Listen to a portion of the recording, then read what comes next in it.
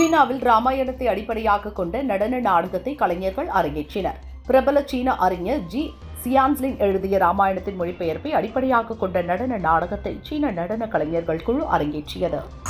ராஜஸ்தான் மாநிலம் பலோடி மாவட்டத்தில் கோயிலுக்கு சென்றுவிட்டு 21 பேர் வேனில் ஊர் திரும்பிக் கொண்டிருந்தனர். அப்போது சாலையில் நின்று கொண்டிருந்த லாரி மீது வேன் பயங்கரமாக மோதியது. இதில் 18 பேர் இறந்தனர், 3 பேர் காயமடைந்தனர். பெங்களூருவில் MBBS படிக்கும் 8 மாணவர்கள் கேரள மாநிலம் கண்ணூருக்கு டூர் சென்றனர். அங்கு பயம்பலம் பகுதியில் கடலில் குளித்தபோது 3 மாணவர்கள் அலையில் அடித்து செல்லப்பட்டு இறந்தனர். அவர்களது உடலை கடலோர பாதுகாப்பு படையினர் பல மணி நேரம் போராடி மீட்டனர்.